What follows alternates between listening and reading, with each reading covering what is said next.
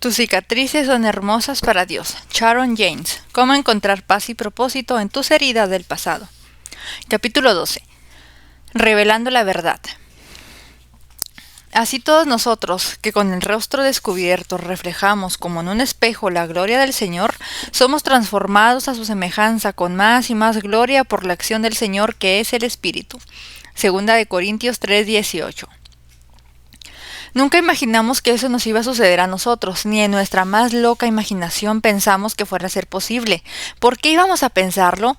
Todo nos iba bien, lo teníamos todo, un matrimonio perfecto, 3 hijos hermosos, un ministerio televisivo que nos hacía sentir realizados y que daba frutos y más que nada un profundo amor por Jesús. La vida para nosotros era un viaje emocionante lleno de propósito y gozo. Nuestro rumbo estaba establecido y nuestro camino parecía seguro. El pronóstico, aguas calmas en el futuro. La infidelidad no era ni siquiera una nube en el horizonte, y no había de ello el menor vestigio en nuestros espíritus, o por lo menos así pensábamos. Pero sin nosotros saberlo, estaba encaminada hacia vosotros, volando bajo nuestro radar, lista para atacar arteramente y tomarnos por sorpresa. Audrey y Bob tenían un gran matrimonio y un ministerio creciente. Ella había nacido en un hogar piadoso donde sus padres amaban y obedecían a Dios. Una vida de educación cristiana le había dado a Audrey convicciones firmes y la había provisto de una estabilidad que daba por descontado. Habían estado casados 16 años y tenían 3 hijos maravillosos, pero algo sucedió que conmovió ese mundo perfecto para siempre. Debiera haberlo visto venir, pero no fue así. Mi confianza en mi propia humanidad es lo primero que me dejó completamente vulnerable ante la infección. Mi orgullo por tener un matrimonio excepcional es lo que cegó por completo mi percepción, dijo Audrey. Todo comenzó muy gradualmente, como una pequeña nube que se formaba a la distancia. Audrey conoció a un hombre que la inundó de atención, admiración y generosas expresiones de aprecio. Luego de un corto tiempo, Audrey comenzó a necesitar como una adicción esos cumplidos y afirmaciones. Una vez que la puerta de su corazón estuvo abierta y el anzuelo entró, el pecado la comenzó a desviar, lenta pero implacablemente, del camino correcto a un sendero falso de mentiras y autoengaño. Primero cedió en una cosa, luego en otra y en otra, engreídamente confiada de que podía controlar este mundo secreto. Lo que comenzó como un inocente filtreo creció hasta ser una relación emocional, y no pasó mucho tiempo en que este juego emocional tuvo que manifestarse en una relación física. Audrey pensó que conocía la voz del enemigo, pero de alguna manera sucumbió a sus seductoras mentiras. No es gran cosa, susurraba Satanás, y casi sin darse cuenta, ella entró en las negras aguas del autoengaño y el adulterio. Creo que nunca supe lo que era el verdadero dolor, explicaba Audrey, y hasta el día en que confesé mi adulterio y enfrenté la reacción estremecedora de la persona a quien más amaba. La marejada inmensa de incredulidad, de horror y enojo comenzó con envolverme por completo y ahogar mi vida. En ese momento comencé a comprender lo que era el dolor de Bob y mi dolor, y tuve por primera vez una fugaz comprensión de la magnitud de mi pecado. Cuando Audrey confesó su adulterio a Bob, su esposo, este respondió con indignación, incredulidad y horror. Su vida, que consideraba casi perfecta, comenzó a derrumbarse a sus pies. Yo sabía que lo que había hecho estaba mal, admitió Audrey. Por eso fui y confesé todo a Bob. Si hubiera mantenido mi silencio, nadie hubiera sabido, excepto Dios y yo. Pero necesitaba sentirme liberada. Yo quería sentirme liberada. Por tanto, la confesión era mi única opción. El contar mi pecado era la única manera de regresar del peligroso desvío por el que me había aventurado. ¿Cómo se sintió Bob? Permítaselo a él que se lo cuente. Cuando Audrey me contó que me había sido infiel, fue como si alguien me pegase en el estómago. Mi primera respuesta instantánea fue no creerle. No, esto no puede estar sucediendo, no debo de haber escuchado bien, debo haber malinterpretado lo que dijo. Seguramente no dijo lo que creo que me dijo. Cuando tomé conciencia de la realidad, cuando bien dentro de mi ser me di cuenta de que era verdad, fue devastador. ¿Cómo pudo suceder esto? ¿Qué me había hecho Audrey? ¿A nosotros? ¿A nuestro matrimonio? ¿A nuestros hijos? ¿A nuestro futuro? De pronto ya no supe más dónde estaba parado, y ya nada tuvo sentido. Toda la escena era como de una de esas películas surrealistas. A medida que mis preguntas surgían, también afloraba mi enojo. Necesitaba hacer algo, y rápido, pero no sabía qué. Finalmente salí del cuarto, simplemente dejando a Audrey sola con esta bomba que había tirado en el medio de nuestro matrimonio. Necesitaba tiempo para estar solo y hacer que Bob hubiera podido dejar a Audrey sin miramientos, pero algo dentro suyo lo hizo pelear por su matrimonio. Inmediatamente buscaron consejo con alguien que amaba y obedecía a Dios, y comenzaron a juntar las piezas rotas de sus vidas para comenzar. Fue extremadamente doloroso, como juntar trozos de vidrio roto con afiladas puntas. La repercusión del pecado de Audrey la catapultó de cabeza en un campo de muerte y destrucción, e iba a necesitar la ayuda de Dios, el Dios de milagros para poder salir de todo esto. Durante el proceso de curación, Bob y Audrey se comprometieron a orar el uno por el otro cada día. Todos hemos escuchado las estadísticas que indican que 1 de cada 2 matrimonios en los Estados Unidos de América, 50%, termina en divorcio, aun entre aquellos que asisten a la iglesia regularmente. Pero hay un hecho que se conoce poco. De acuerdo a una encuesta Gallup para las parejas cristianas que oran juntas diariamente, el promedio de divorcio disminuye a una pareja de cada 1.152 o 0.011%. El camino de Audrey y Bob hacia la sanidad y restauración no fue nada fácil. En este trayecto tuvieron que enfrentar un embarazo como resultado del adulterio, 3 mudanzas y los problemas de sus hijos que tuvieron que recorrer este tortuoso camino con sus padres. Enfrentaron el desdén público de otros cristianos, acusaciones de estar deshabilitados para el ministerio y la condenación de aquellos que no podían aceptar que la gracia de Dios y su perdón también era para ellos. Pero ambos decidieron que no iban a esconder su problema. Bob y Audrey aparecieron en el programa de televisión fundado por el padre de Audrey. Es un nuevo día. Fue un momento sumamente difícil para esta pareja, pero ellos abrieron las puertas a este gran dolor para que el mundo pudiera ver. Sí, hubo emociones mezcladas. La mayoría se regocijó en lo que Dios había hecho para traer a Audrey al punto del arrepentimiento, a Bob a un lugar de perdón y a su matrimonio a un lugar de restauración y sanidad. Pero como el hermano mayor, que no recibió con alegría a su hermano pródigo al regresar a la casa paterna, hubo quienes no aceptaron a Bob y Audrey. Hubo aquellos que consideraron que con lo sucedido, Audrey estaba deshabilitada para siempre para servir a Dios en el ministerio. Otros se sintieron celosos de ver que ellos podían ser felices luego de este trauma, y también hubo otros que sintieron que Audrey no merecía ser perdonada y restaurada. Como dije anteriormente, el hermano mayor no estaba feliz cuando el hermano menor regresó a casa. Fue invitado a la fiesta, pero no quiso participar en ella. ¿Valió la pena el hacer público todo el problema y exponer sus cicatrices? Ambos dirían resonantemente que sí. Yo omití contarles cómo y dónde conocí a Bob y Audrey. Estábamos compartiendo el vehículo que nos llevaba a una entrevista televisiva donde iban a compartir su historia de redención y restauración. Yo la llamo la nueva letra escarlata de Dios. P de perdón. Su historia es un testimonio de esperanza para otros de que se puede sobrevivir un adulterio o algún otro gran problema en un matrimonio. Hoy, Bob y Audrey Meisner viajan alrededor del país hablando en conferencias para matrimonios y observan a Dios restaurar matrimonio tras matrimonio. Su familia está sana e intacta. Ellos ayudan a contestar preguntas duras como ¿cómo puedes volver a encontrar el amor perdido? ¿Cómo puedes salvar un matrimonio devastado por la infidelidad y la traición? ¿Cómo puedes proteger un matrimonio del ataque determinado de un enemigo implacable? ¿Cómo puede un matrimonio no solamente sobrevivir, sino también florecer en medio de esta cultura que no tiene la menor idea de la naturaleza del amor verdadero? Ellos pueden decirles a hombres y mujeres que deben buscar la raíz del amor verdadero en su fuente sobrenatural, no porque lo han leído en un libro, sino porque ellos mismos han estado al borde del abismo y han logrado regresar. Ellos han experimentado el dolor de la infidelidad y el toque sanador de aquel que es siempre fiel. Puedes conocer más sobre la historia de Audrey y Bob en su libro Matrimonio Encubierto. Revelando la verdad. Un día, hojeando mi periódico local, noté que había un calendario de eventos para la semana. Por primera vez miré la lista para ver lo que estaba pasando en mi linda ciudad. Me golpeó una triste realidad y comencé a contar. En esta sola semana, 146 grupos de apoyo tenían reuniones programadas. Había de todos, de todo, desde Alcohólicos Anónimos a Codependientes Anónimos, hasta apoyo a los adictos a comer demasiado. Luego, en el costado había una nota que decía: si usted está buscando un grupo de apoyo que no está en esta lista, puede llamar a... Una vez más pensé en cuán desesperadamente la gente necesita apoyo y aliento, y cómo va a ir a cualquier lugar para encontrarlo. Lamentablemente, la gente busca ayuda fuera de la iglesia debido a que muy pocos de nosotros estamos dispuestos a admitir que tenemos o hemos tenido un problema.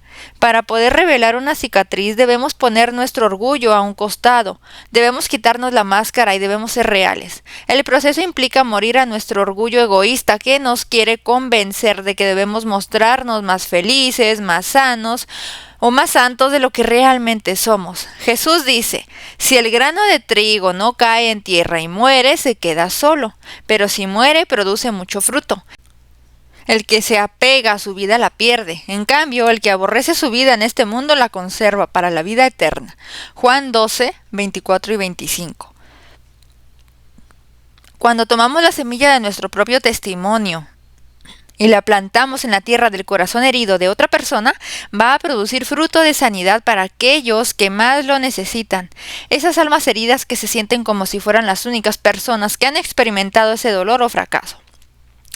En el libro Quebrantamiento, el corazón que Dios reaviva, Nancy Lake DeMoss dice lo siguiente acerca del grano: puedo tomar un grano de trigo y limpiarlo, ponerlo en un hermoso plato de porcelana china en mi salón comedor.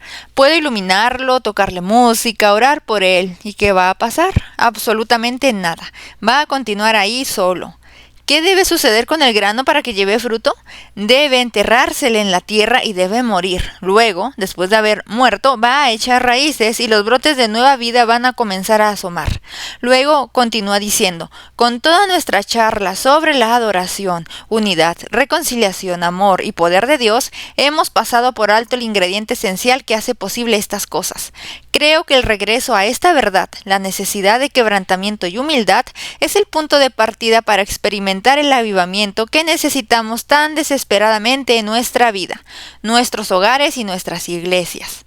Cuando revelamos la verdad que ha sido escondida como un tesoro bajo la tierra, va a haber algunos que van a desdeñar y a burlarse, y lamentablemente muchos de ellos van a ser miembros de iglesias, llevando la Biblia en sus manos, agentes del poder religioso. Cuando guardamos silencio, ¿qué nos sucede cuando callamos acerca del dolor en nuestro pasado? Una cosa, por seguro, no desaparece. Escuchemos lo que el rey David tenía para decir acerca de su silencio. Mientras guardé silencio, mis huesos se fueron consumiendo por mi gemir de todo el día. Mi fuerza se fue debilitando como al calor del verano. Porque día y noche tu mano pesaba sobre mí, pero te confesé mi pecado y no te oculté mi maldad. Me dije: voy a confesar mis transgresiones al Señor, y tú perdonaste mi maldad y mi pecado. Salmo 32, versículos 3 al 5. Varios estudios han demostrado que el contar un secreto, ya sea a una persona amiga, a una persona amada o a un virtual extraño, puede ser bueno para tu salud. El abrirse a otra persona ha demostrado repetidamente que aumenta el sistema inmunológico de uno y reduce la vergüenza y sentido de culpa, dice el Dr. James W. Pinbaker, doctorado en psicología y autor del libro Abriéndose a otros. Hasta hay una página en internet donde la gente puede escribir sus secretos en postales para que los muestren anónimamente. Cuando estamos verdaderamente arrepentidas, humilladas y quebrantadas, no nos importa realmente quién sabe de nuestras cicatrices porque no tenemos nada que perder. Y aquellas personas que escuchan nuestra historia de redención tienen mucho por ganar. Brennan Manning escribió: el vivir por gracia significa reconocer toda la historia de mi vida, las partes iluminadas y las partes en la oscuridad. Al admitir mi parte sombría, yo aprendo quién soy y lo que la gracia de Dios significa verdaderamente. Aquí es necesaria una nota de precaución. Mientras que la confesión es buena para el alma, como muchos han dicho, no significa que debemos ir por todos lados diciendo lo que nos ocurra a cualquier persona. Luego de tener esta explosión emocional, puede que podamos decir: me saqué este peso de encima, pero puede que hayamos puesto una pesada carga en los hombros de otra persona. Ten cuidado de a quién y qué cosas compartes con otros. La mirada del amor. A menudo, en los retiros femeninos, se me acercan las mujeres en las que el dolor de la vergüenza y la derrota han hecho estragos. El manto invisible de vergüenza que visten es tan pesado que lo arrastran por el suelo y las tira abajo. Frases tales como, si solamente supieras, no podría contarle a nadie, lo que hice fue horrible y soy tan falsa, abundan en las conversaciones. Y si bien la herida puede haber sucedido muchos años atrás, para ellas es como que los hechos sucedieron hace apenas un momento.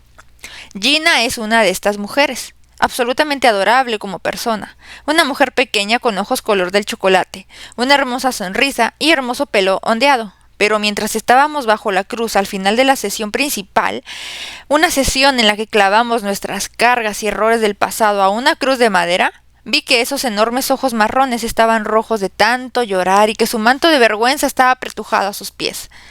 Gina, ¿quieres hablar de esto?, le pregunté mientras observaba que otras mujeres dejaban la sala. No puedo, tengo mucha vergüenza, lloró. ¿Quieres contarme? Sí, tengo que contárselo a alguien. Quiero contártelo a ti, pero tengo miedo. No se lo he dicho a nadie, continuó ella.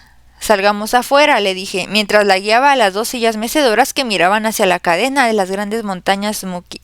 En la siguiente hora, Gina volcó todo su corazón en la historia. Estando en la escuela secundaria, su madre volvió a casarse. No pasó mucho tiempo hasta que el padrastro comenzó a hacer avances sexuales hacia Gina.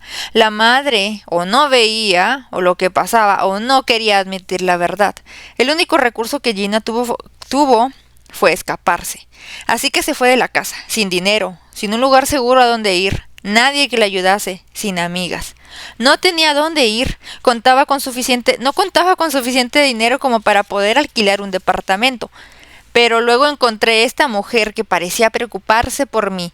Me contó de una manera de poder hacer dinero, más dinero de lo que podía hacer trabajando por un jornal mínimo. Aunque al principio me pareció repulsivo, me dijo que me iba a acostumbrar en poco tiempo. ¿Qué es lo que te sugirió que hicieras?, pregunté temiendo lo peor. La prostitución, dijo sollozando. No me acostumbré a ello, y cada vez que lo hacía es como que moría una parte de mí. No lo hice por mucho tiempo, solamente unas pocas veces, pero no he podido olvidarme de la vergüenza y lo sucia que me sentía. Aunque ahora estoy casada, tengo 2 hijos y tengo una hermosa vida, aún me siento sucia. Todo esto pasó hace tiempo, pero yo siento como que fue ayer. Nadie lo sabe, mi esposo no lo sabe. Siempre me dice que soy preciosa para él. Si lo supiese, esto lo mataría. Hablamos por largo rato acerca del perdón de Dios, acerca de cómo Dios no condenó a la mujer encontrada en adulterio, sino que la perdonó y le dijo que se alejara de este estilo de vida en pecado, y de lo que Dios nos ofrece en la cruz, un nuevo comienzo. Gina sabía mucho de todo esto en su cabeza, pero le costaba creer en su corazón que fuera tan fácil. Luego de nuestra conversación le pregunté, ¿estás contenta de habérmelo contado? Sí, principalmente porque la manera en que me estás mirando ahora no se diferencia de la manera en que me estabas mirando antes de contármelo. Ah, mi querida, eso mismo hace Jesús. Nos mira con el mismo amor después del hecho que antes. Y yo creo que nos vamos a sorprender al ver que otros a nuestro alrededor nos van a mirar con el mismo amor y compasión cuando revelamos nuestras cicatrices del pasado. Es Satanás quien nos dice que vamos a ser condenadas, porque no desea vernos liberadas. Puede que haya algunas almas que nos juzguen o nos condenen, pero ¿sabes qué? Eso no importa. ¿Quién acusará a los que Dios ha escogido? Dios es el que justifica. Romanos 8:33. Hermana, ya estás justificada, santificada y purificada. Ahora todo lo que necesitas hacer es creerle a Dios para tener el poder y sentirte fortalecida. Veamos cómo trata Jesús a los que tienen espíritu de condenación. Pero Jesús se fue al monte de los olivos. Al amanecer se presentó de nuevo en el templo. Toda la gente se le acercó, y él se sentó a enseñarles. Los maestros de la ley y los fariseos llevaron entonces a una mujer sorprendida en adulterio, y poniéndola en medio del grupo le dijeron a Jesús, Maestro, a esta mujer se le ha sorprendido en el acto mismo de adulterio. En la ley de Moisés nos ordenó apedrear a tales mujeres. ¿Tú qué dices? Con esta pregunta le estaban tendiendo una trampa para tener de qué acusarlo. Pero Jesús se inclinó y con el dedo comenzó a escribir en el suelo, y como ellos le acosaban a preguntas, Jesús se incorporó y les dijo, «Aquel de ustedes que esté libre de pecado, que tire la primera piedra. E inclinándose de nuevo siguió escribiendo en el suelo. Al oír esto se fueron retirando uno tras otro, comenzando por los más viejos hasta dejar a Jesús solo con la mujer, que aún seguía allí. Entonces él se incorporó y le preguntó: «Mujer, ¿dónde están? ¿Ya nadie te condena?» «Nadie, Señor. Tampoco yo te condeno. Ahora vete y no vuelvas a pecar». Juan 8, versículos del 1 al 11. Una mujer lo cuenta todo. ¿Recuerdas a la mujer junto al pozo del agua? Fue una mujer que pasó de esconder sus cicatrices a mostrarlas como si fueran carteles de neón que decían: «Perdonada, perdonada». Volvamos al pozo de agua y recordemos la historia. Luego de que Jesús pasó un tiempo ministrando en Judea, decidió regresar a su ciudad natal, en Galilea. La mayoría de los judíos respetables cruzaban el río Jordán y viajaban junto a la orilla del lado este del río para evitar tener que pasar por Samaria. Los samaritanos eran una raza mixta, pues se habían casado con gentiles, y los judíos no querían tener nada que ver con ellos. Pero Jesús tenía que pasar.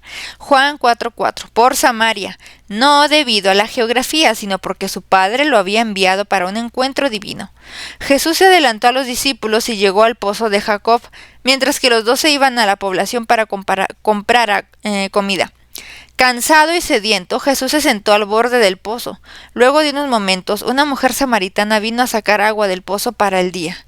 Tradicionalmente, las mujeres de la aldea venían a buscar agua muy temprano por la mañana o al final del día, para evitar el calor del sol. No fue así como esta mujer en particular, ya que no quería relacionarse con las otras mujeres, o quizás ellas no querían asociarse con ella. Estaba cansada de las miradas penetrantes, los silbantes susurros y las miradas de costado que le echaban.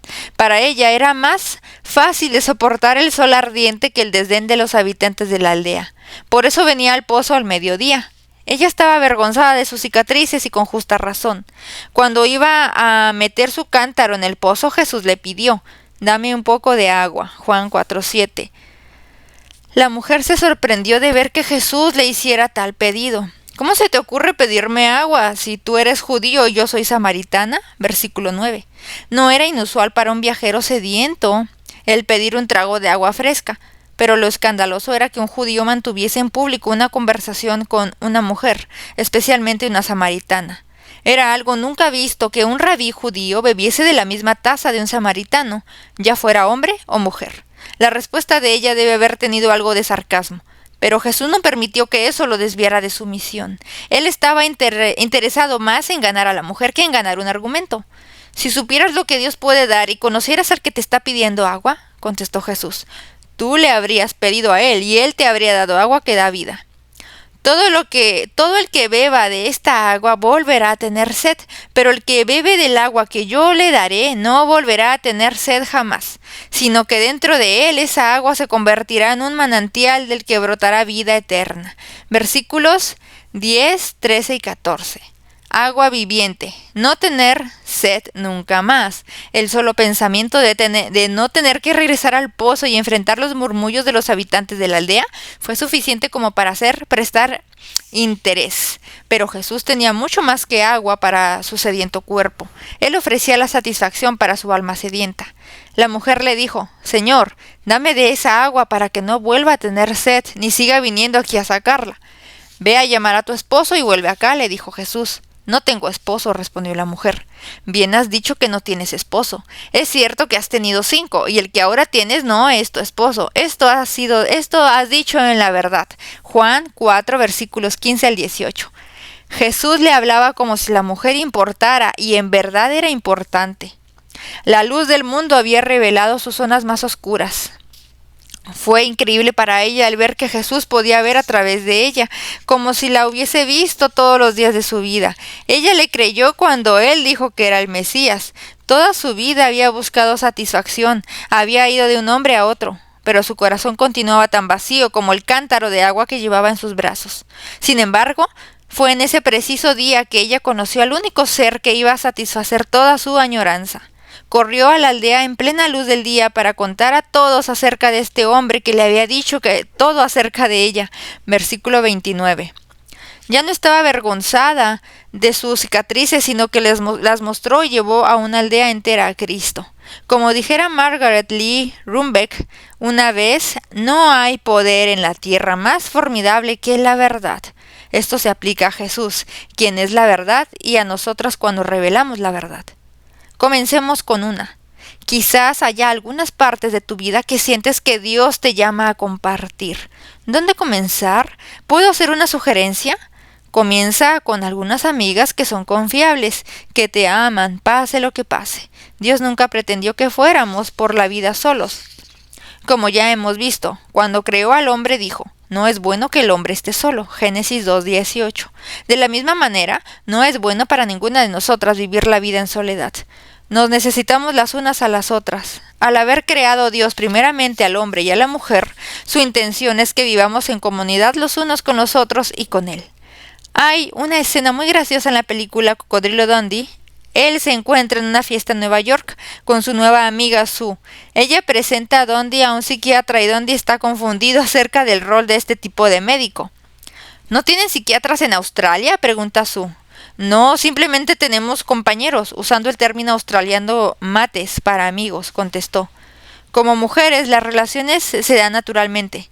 Entonces, tomemos ventaja de esta habilidad que nos ha dado Dios para nutrir relaciones y compartir nuestros dolores secretos y nuestra sanidad. En un artículo por Melissa Haley, ella nota: las mujeres son guardianes de los secretos de otras mujeres. Son estimulantes cuando la confianza vacila. Son conspiradoras en las aventuras de la vida. A través de la risa, las lágrimas y un imparable río de conversación, se mantienen bien y hasta se mejoran unas a otras. Ahora, el poder de las amigas está comenzando a mostrar sus secretos a la ciencia. Para las mujeres, la amistad no solamente es primordial, también protege, logra amortiguar la dureza de ciertas transiciones en la vida, nos ayuda a bajar la presión sanguínea, aumentando nuestra defensa inmunológica y promueve la salud.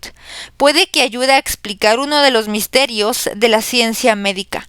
¿Cuál es la razón por la que en promedio las mujeres tienen menos porcentajes de enfermedades del corazón y una expectativa de vida más larga que los hombres? Con seguridad, las amistades, ese sentimiento de estar conectada a un grupo que nos apoya, afectan profundamente la salud de ambos sexos. De acuerdo a los investigadores, aquellos hombres y mujeres que experimentan soledad mueren antes, se enferman más a menudo y enfrentan las transiciones de la vida con mayor desgaste físico que aquellos que dicen tener un grupo de apoyo en sus amistades y su familia.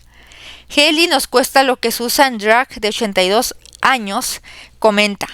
Con las mujeres, tú puedes desnudar tu alma. Uno no hace eso con el esposo y ellos no lo hacen contigo. Ella y su amiga Connie Smith, de 85 años, han contado innumerables ofrendas en su iglesia, que han contado chistes y han pescado juntas por casi una década. Gracias a Dios por las amigas, dice Susan. Así como Dios colocó a Ruth con Noemí, María con Elizabeth o Jonathan con David, Él nos da amigas con las que podemos compartir nuestras vidas. No es bueno para el hombre o la mujer estar solo. Cuando recuerdo algunos de los mayores desencantos en mi vida, al compartirlos con una querida amiga, siempre ayudó a aliviar la carga y me dio la perspectiva divina que la nube de lágrimas a veces escondía. Cuando he compartido algunas de mis cicatrices y dificultades, es en la mirada de una amiga que no me juzga donde veo el reflejo de compasión de Dios y su amor. Una persona a quien amo inmensamente se encontró envuelta en la seducción del pecado sexual. Yo quise ayudarla siendo una amiga con la que ella pudiera desnudar su alma. Durante un almuerzo consideré que era el lugar seguro para que ella mostrara su herida, y yo esperaba pudiese comenzar el proceso de sanidad para llegar a tener una hermosa cicatriz después de tan difíciles circunstancias. A los pocos días de nuestro encuentro me escribió una nota.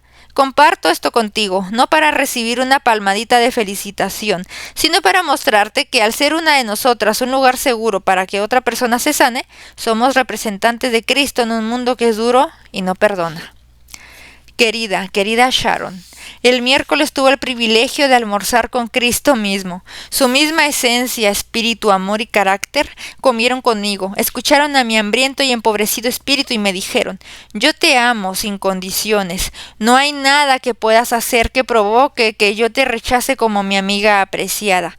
Me reuní con Cristo quebrantada, vacía y necesitada. Salí de ese encuentro sintiéndome alimentada, nutrida y fortificada de su verdad, amada con un amor que nunca voy a olvidar. Sharon, alabo a Dios por residir en tu persona, por su amor que brota por los poros y por tu verdad que es honesta, directa e inamovible. Oh querida sierva de nuestro Señor Jesucristo, esta hija suya le da muchas gracias por ti. Te amo.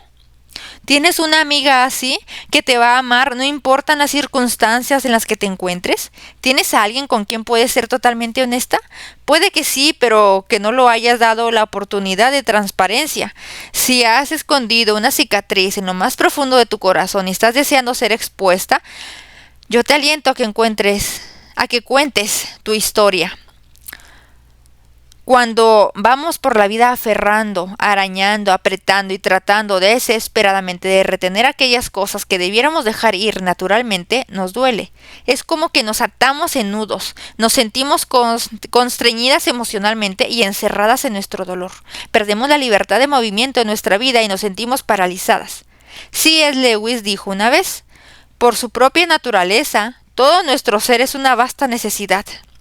Incompleto, en preparación, vacío, pero repleto, clamando por aquel que puede desatar aquellas cosas que estén anudadas y que puede atar todo aquello que todavía está suelto. Muchas veces Dios utiliza a las amigas como el medio para pintar la belleza de nuestras cicatrices en la paleta de colores de nuestra vida. Pueden mostrar las sombras, el colorido y los matices que a veces olvidamos que se encuentran allí. Honestamente, Sheila Walsh era un rostro conocido para aquellas personas que veían programas de televisión cristianos. Era una artista popular y coanimadora del programa El Club 700, pero durante su tiempo como animadora en este programa algo anduvo mal. Sheila comenzó a perder su concentración y a olvidarse de las preguntas cuando hacía entrevistas. Sheila tuvo que enfrentar la verdad de que estaba luchando con una depresión clínica severa. Tuvo que internarse en un hospital psiquiátrico en Washington, D.C. y tuvo que aprender a ser sincera. Mientras estaba en el hospital, Sheila fue a un culto cristiano en el que el pastor puso palabras a su problema. Hay algunos de ustedes aquí, comenzó el pastor, que sienten que están muertos. Es como si ya estuvieran enterrados bajo tierra, mirando la tapa de su cajón mortuorio desde adentro. Esta mañana Jesús desea liberarlos.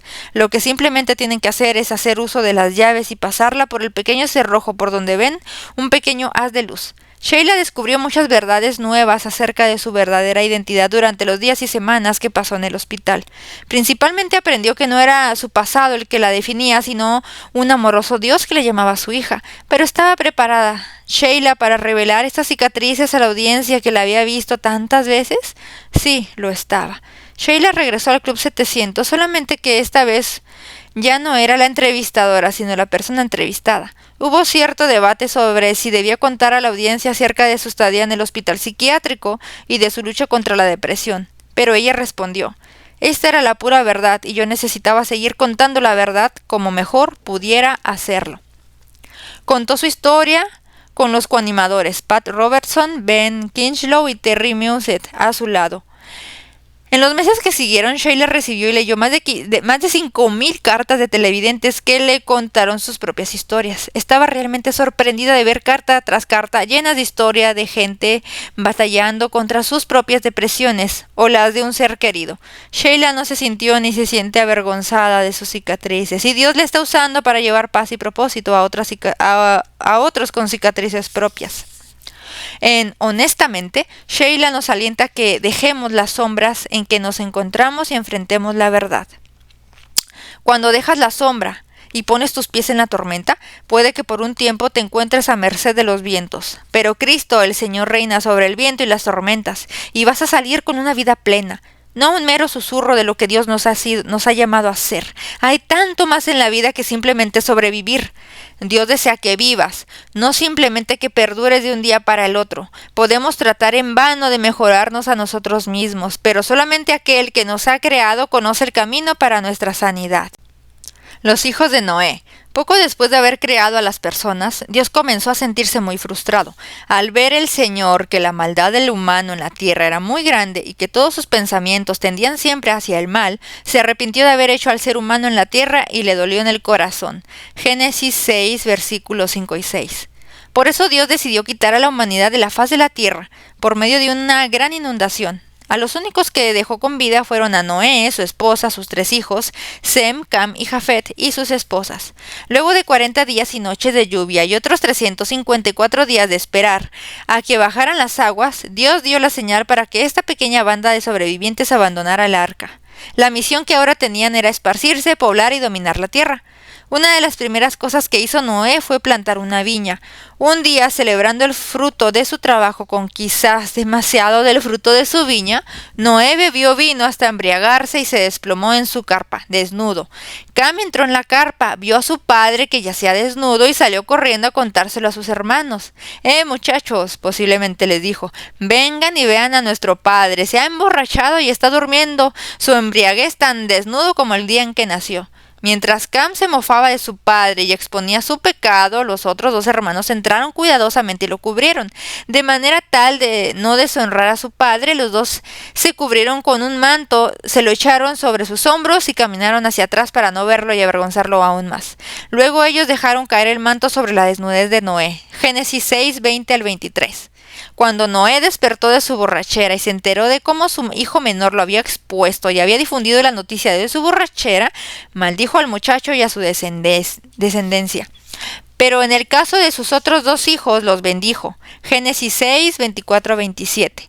Moisés bajó del monte Sinaí con lo que se ha dado a llamar los 10 mandamientos. Metido en el medio de acuérdate del sábado para consagrarlo y no mates, se encuentra el 5.º mandamiento, honra a tu padre y a tu madre para que disfrutes de una larga vida en la tierra que te da el Señor tu Dios. Éxodo 20:12. Pablo nos recuerda que este es el primer mandamiento con promesa, Efesios 6:2. El doctor Neil Anderson ha aconsejado a muchos hombres y mujeres y los ha guiado por el camino hacia el perdón. Como primer paso les pide que escriban los nombres de las personas que han ofendido en el transcurso de sus vidas. De los cientos de personas que han completado esta lista en mi oficina para asesoramiento, dijo el doctor Anderson, el 95% ponen al padre y a la madre como números 1 y 2. 3 de los 4 primeros nombres de la mayoría de las listas son parientes cercanos. No es nada raro que las cicatrices de nuestro pasado sean infligidas por miembros de la propia familia. Esta es otra razón para respetar la vida de otros cuando compartimos las historias. La maestra de la Biblia, Beth Moore, a menudo menciona el hecho de que fue victimizada cuando niña. Aún así, siempre ha permanecido en las generalidades y nunca menciona el nombre del perpetrador de estos hechos contra ella. Mi victimización no era constante, pues quien lo hacía no tenía acceso continuo a mí personalmente, dijo Beth en una entrevista con la revista La Mujer Cristiana de Hoy. Pero ciertamente fue suficiente como para arruinar mi vida en el momento en que estaba tratando de descubrir quién era yo. Cuando contamos nuestra historia, no necesitamos proveer todos los detalles, especialmente aquellos que pueden exponer el pecado del otro. Puede que te interese saber que cada vez que cuento la historia de alguien en uno de mis libros publicados, yo imprimo lo que he escrito, lo envío a la persona a la cual me he referido y le pido que me dé permiso para compartir la historia. A veces volvemos sobre una historia y sacamos algunos detalles. La mayoría de las veces retiramos elementos que pudieran herir a algún familiar. Nuevamente Pablo nos exhorta, hagan todo por amor. 1 Corintios 16:14. Si exponemos el pecado de otros para ganancia personal y lo hacemos con un cierto dejo de amargura o enojo, entonces no debemos llamar a esto un ministerio. Muestra respeto a todos, dijo Pedro. 1 Pedro 2:17. Si vas a contar tu historia en forma pública, asegúrate que respetas la vida de otros y permites que el amor sea siempre el principio que te guíe. Cualquier otra cosa tiene olor a venganza. Habiendo dicho esto, avancemos en nuestro empeño en revelar la verdad, de no sentirnos avergonzadas por nuestras cicatrices y de compartir la esperanza y sanidad de Jesucristo.